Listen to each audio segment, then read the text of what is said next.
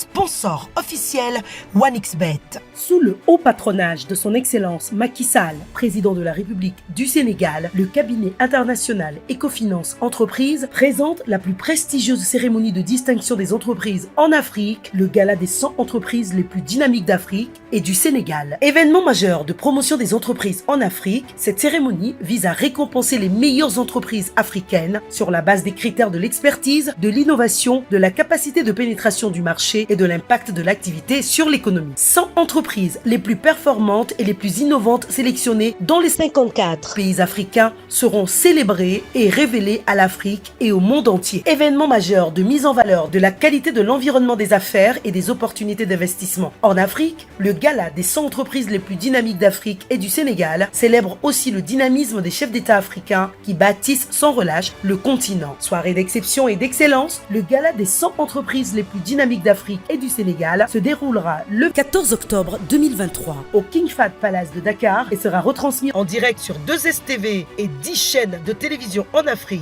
Réservation 77 462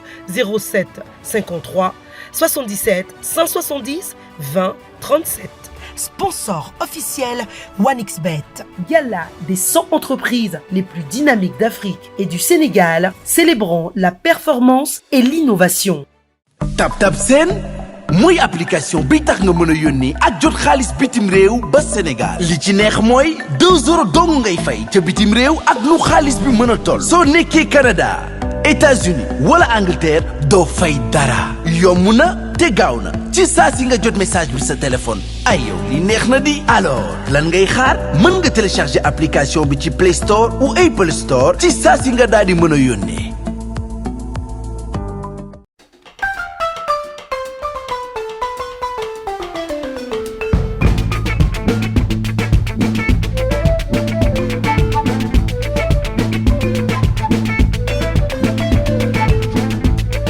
asalaamaaleykum mami chers fidèles internautes ñu ngi leen di nuyu bu baax di leen ziar di leen dalal jàmm fii ci biir VIP People TV di rafetlu itam ànd bi ngeen di ànd ak suñu ay programme bienvenue dans votre journal VIP comme ni leen koy présenter tous les jours lépp li nga xamante ni rek actualité la bu ñëwee réew mi fii la ñuy toog ci kàttanu yàlla daal di leen koy digtal ñu dooree information yeeg ki nga xamante ni rek moom mooy Amadou Ba la promesse d'Amadou Ba je peux mobiliser parmi l'électorat de Taxawu et de Pastef plus effacé que jamais moom Amadou Ba nag ginnaaw bu ko président Macky Sall wóoloo ba dénk ko li nga xamante ni rek moom mooy bopp Benno Bokk Yaakaar mu war leen maanaam doon koo xamante ni moom mooy présenter candidature bu Benno Bokk Yaakaar dans la galaxie marron beige noonu lañ ko bindee Amadou Ba il est reproché de ne pas être un apériste authentique. Ses concurrents n'ont en effet pas manqué de rappeler ce qu'ils considèrent comme le péché original d'Amadou Ba ay concurrents am nat jàpp nañ ni moom Amadou Ba du apériste authentique et que rek maanaam moom tardivement la adhéré li nga xamante ni rek moom mooy APR et que ñoom ba ñu rallier li nga xamante ni rek moom mooy boobule parti yàgg na maanaam ba dara dul woon dara la. choix bi nga xamante ni rek président porté na ko ci ñoom nag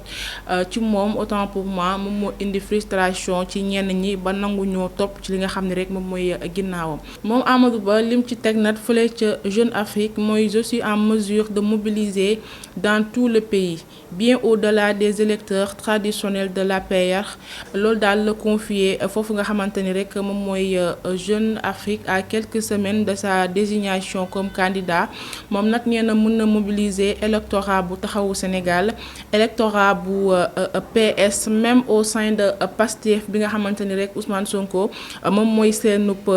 leader nee na nag ndaxte certains responsables parti fii ci réew mi moom moo nekk seen patron au niveau de l'administration des impôts kon ñi nga xamante ni rek ñoom ñooy ay détracteurs am li ñuy évoquer maanaam son absence de légitimité historique au sein de l'APR ñoom il ne pas parviennent pas à mobiliser au-delà des militants de ce parti loolu la daal di xamle fële ca Jeune Afrique et que nag moom mën na mobiliser ci biir parti bi ak au-delà li mu wax rek nee na moom duggam ci li nga xamante ni rek moom mooy politique bi mi ngi ko dooree ci législative yi en 2017 mais en 2016 nag ci la adhéré li nga xamante ni rek moom mooy APR et que moom président Macky Sall mayoon na ko sax possibilité pour mu créer son propre mouvement en marge du parti présidentiel mais même moo ko xamaloon jamono jooju ko nag du ci dal day nekk ak moom rek wala mu bàyyi ci la adhéré li nga xamante ni rek moom mooy APR mais tontu boobu daal la tontu ñi nga xamante ni rek ñoom ñooy ay détracteurs am. jàll ci beneen information Abdoulaye Wilane demande à Khalifa Sall de cesser d'utiliser le nom du parti socialiste dans sa campagne moom Abdoulaye Wilane porte-parole du parti socialiste et initiateur de l'union socialiste moom nag exprime na désaccord am bi nga xamante ni rek am na ko ci ki nga xam ni rek moom mooy Khalifa Sall ci turu PS bi nga xamante ni rek moom lay campagner moom leader bu mouvement taxawu Sénégal mi ngi ko waxee nag ca benn émission bi mu doon amal démb ci vendredi bi moom Abdoulaye Wilane nag daal dinay avertir ses anciens camarades en leur demandant d'arrêter d'utiliser le nom du PS lors de leur tournée daf leen ko wax nag directement amu ci lenn loo xamante ni rek daf ko ci làkk-làkkal nee na nag moom Khalifa Sall leader bu taxawu Sénégal na alerté turu parti bi di PS muy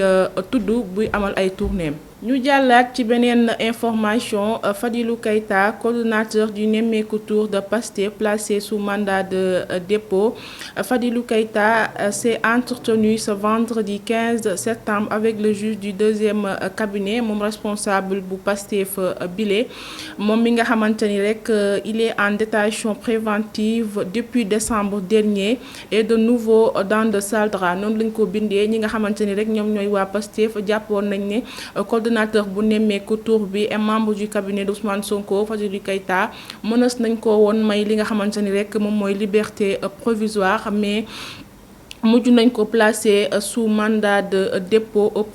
au juge du premier cabinet suite à un réquisitoire supplétif du parquet en date du 5 juin reçu le 6 septembre maanaam daal moom jamono ji daal mu ngi ci guddi yu bërsëtagul liñ doon maanaam njortu ci moom amul dañ ko mujjee placé sous mandat de dépôt ñu jàll ci beneen information adolescente égorgée à Kër Mbaye Fall fin de cavale pour le meurtrier du nouveau dans l'affaire de l'élève qui a été tué samedi dernier dans son domicile familial situé à Kër Mbaye Fall selon les informations yi nga xamante ni rek jot nañ ko xale bi di wuyoo ci turu Khady Ndiaye ay atam toll ci 20 ans te copain moom daal di koy faat ci anam bu ñaaw ci biir këram ñu ngi ñuy xamal ne rek Ibrahima Camara alias Papa Moto moom nag ginnaaw bi mu defee ñaawteef boobu dafa dawoon làkk boobaak léegi nag ñu ngi ci ay tànkam mais les hommes du commissaire Bintou Guissé bi nekk ci commissariat bu Jean Mbao ak les éléments de la sûreté urbaine commissariat central de Dakar fexe nañ daal ba daal di teg loxo ki nga xamante ni rek moom mooy Papa Moto ñi ngi ko tegee loxo nag ca village situé à Kayone fële ca Saloum foofu daal la demoon réfugié wu ci benn daara pour échapper à la justice mais mujj nañ ko teg loxo ba indi nañ ko fi nga xamante ni rek moom mooy Dakar. Avec l'arrestation du meurtrier de Khady Ndiaye, les éléments du commissariat de Jean Mbao viennent de soulager toute une famille noonu lañ ko daal di bindee maanaam daal fin de cavale bu Papa Moto. ñu jàll itam ci beneen information Abdoulaye Daouda Diallo face à la presse ce samedi. Sa parole est très entendue, surtout dans l'optique de la présidentielle 2024 et la récente désignation de Amadou Ba comme candidat à la coalition Benno Bokk Yaakaar moom Abdoulaye Daouda Diallo ndax day jàll ci ginnaaw Amadou Ba topp ko ñu wëyal li nga xamante ni rek moom mooy liggéey bi pour pouvoir bi des seen loxo walam déet waaye tey nag lay briser le silence à partir de 16h tey la nar a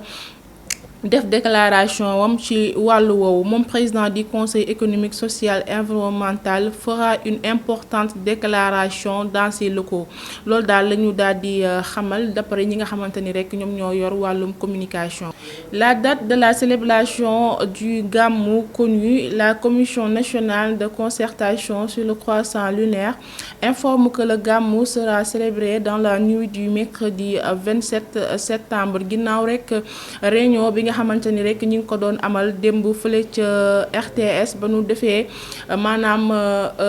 ba ñu waxtaanee ci seen biir ak yeneen information yoo xamante ni rek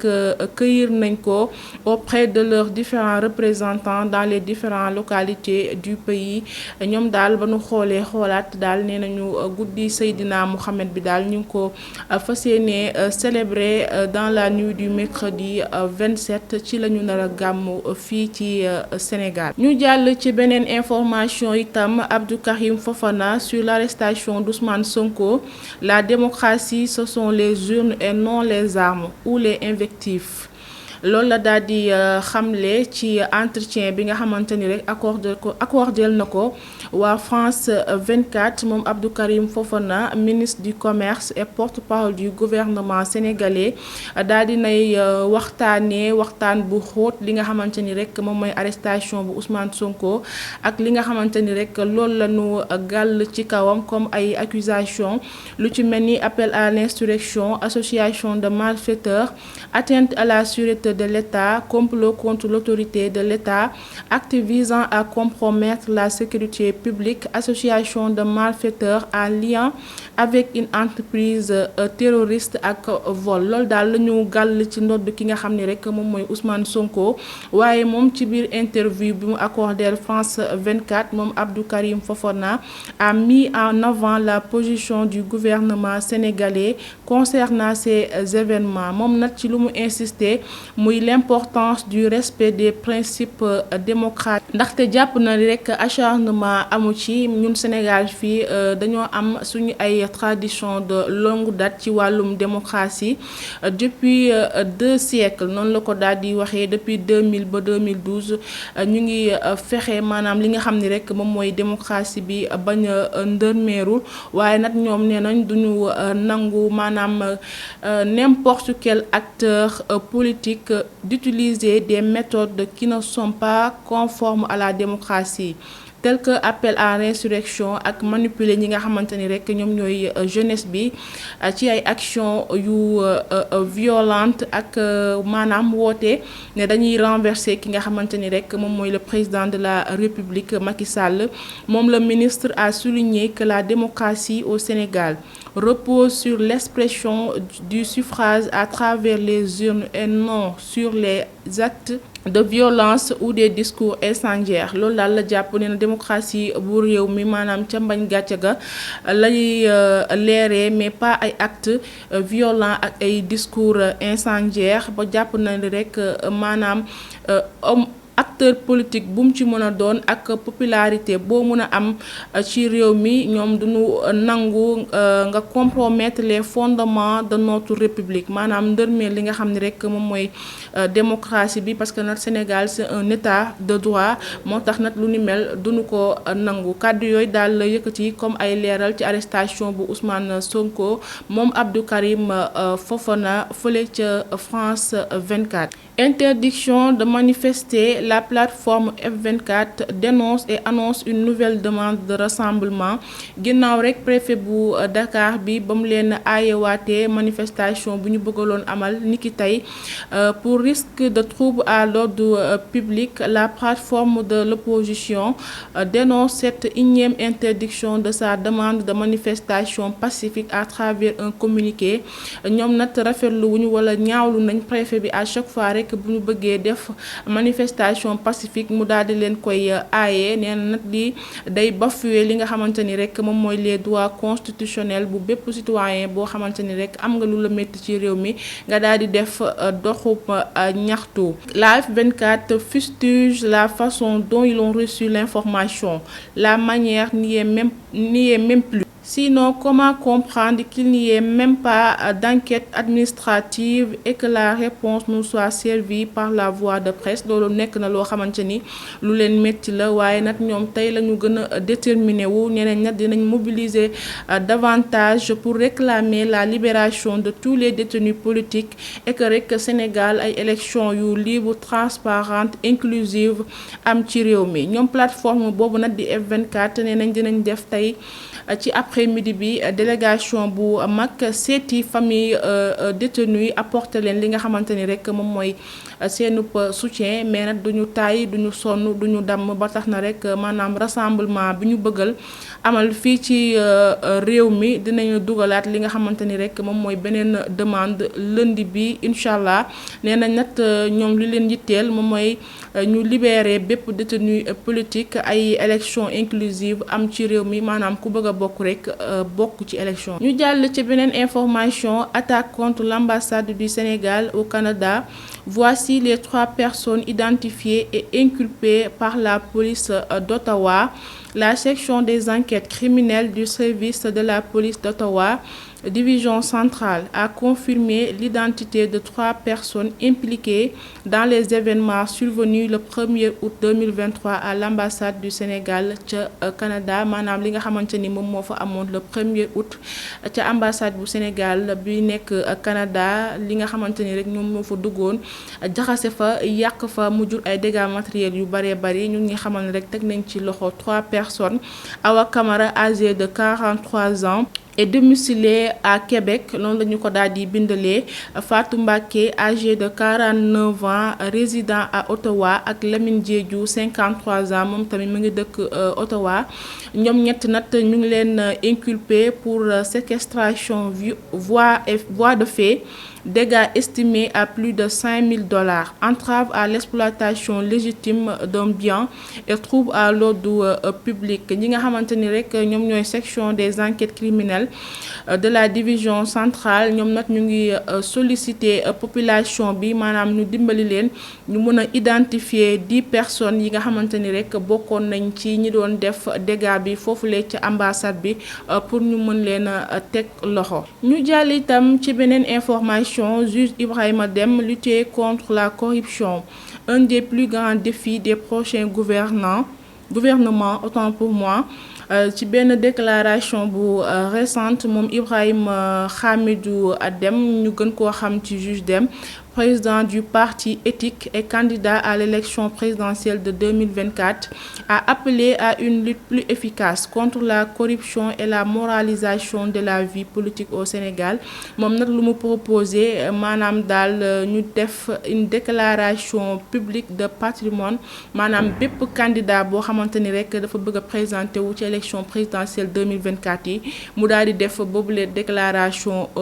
publique ci wàllu patrimoine am. Selon juge Dème, les prochains gouvernants doivent avoir que l'un des plus grands défis auxquels ils seront confrontés et de lutter contre la corruption qui mine le pays maanaam daal ñi nga xamante ni ñoom ñoo war a gouverner réew mi maanaam défi bu ñuy gën a jànkoonteel moom mooy xeex li nga xamante ni rek moom mooy corruption bi nga xam ni ñu ngi koy wax ci Sénégal. Cette lutte doit passer par la moralisation de la vie politique,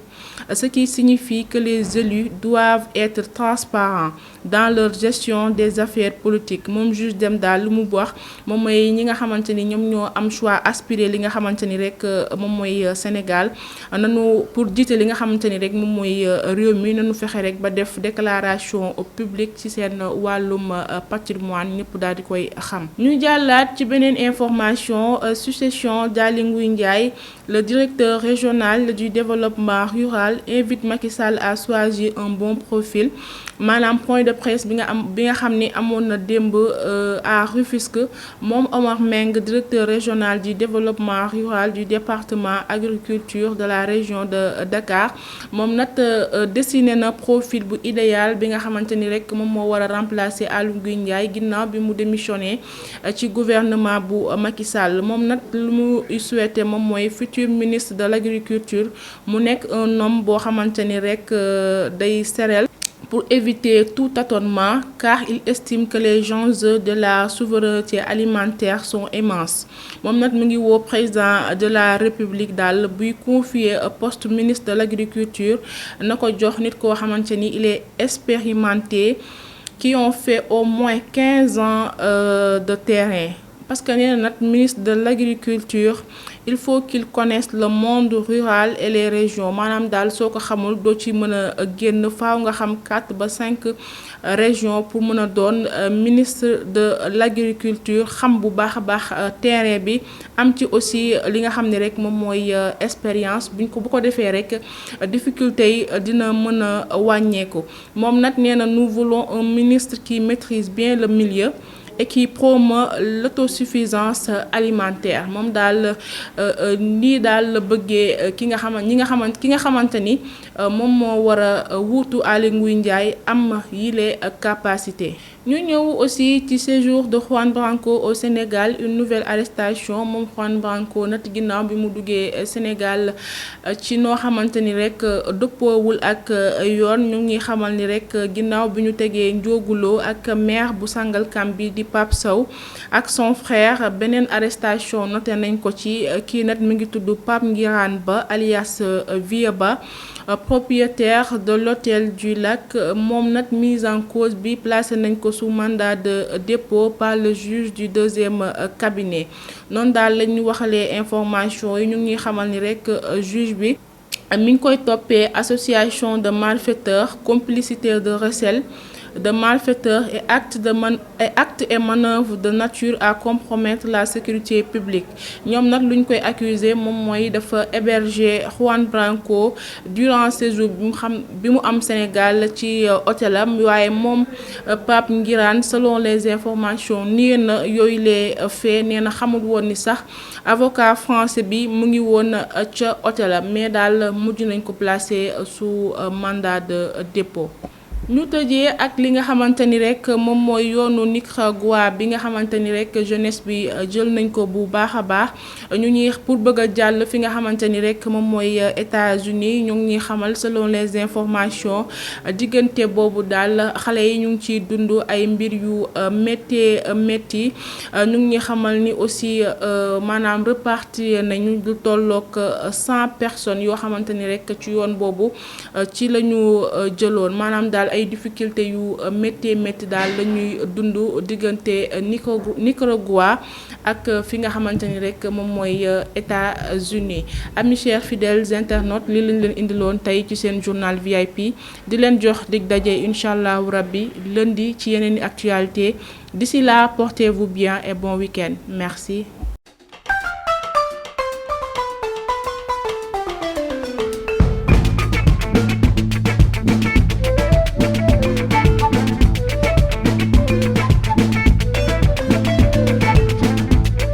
Sponsor officiel OneXBet. Sous le haut patronage de son Excellence Macky Sall, président de la République du Sénégal, le cabinet international Ecofinance Entreprises présente la plus prestigieuse cérémonie de distinction des entreprises en Afrique, le gala des 100 entreprises les plus dynamiques d'Afrique et du Sénégal. Événement majeur de promotion des entreprises en Afrique, cette cérémonie vise à récompenser les meilleures entreprises africaines sur la base des critères de l'expertise, de l'innovation, de la capacité de pénétration du marché et de l'impact de l'activité sur l'économie. 100 entreprises les plus performantes et les plus innovantes sélectionnées dans les 54 pays africains seront célébrées et révélées à l'Afrique et au monde entier. Événement majeur de mise en valeur de la qualité de l'environnement des affaires et des opportunités d'investissement. En Afrique, le gala des 100 entreprises les plus dynamiques d'Afrique et du Sénégal célèbre aussi le dynamisme des chefs d'État africains qui bâtissent sans relâche le continent. Soirée d'exception et d'excellence, le gala des 100 entreprises les plus dynamiques d'Afrique et du Sénégal se déroulera le 14 octobre 2023 au King Fahd Palace de Dakar et sera retransmis en direct sur 2STV et 10 chaînes de télévision en Afrique. Réservation 77 462 07 53 77 170 20 37. Sponsor officiel OneXBet. Gala des 100 entreprises les plus dynamiques d'Afrique et du Sénégal, célébrant la performance et l'innovation. Tap Tap Seen mooy application bi tax nga mën a yónnee ak jot xaalis bitim réew ba Sénégal li ci neex mooy 2 euros dong ngay fay ca bitim réew ak lu xaalis bi mën a toll soo nekkee Canada États-Unis wala Angleterre doo fay dara yomb na te gaaw na ci saa si nga jot message bi sa téléphone ay yow li neex na di alors lan ngay xaar mën nga télécharger application bi ci Play Store ou Apple Store ci saa si nga daal di mën a yónnee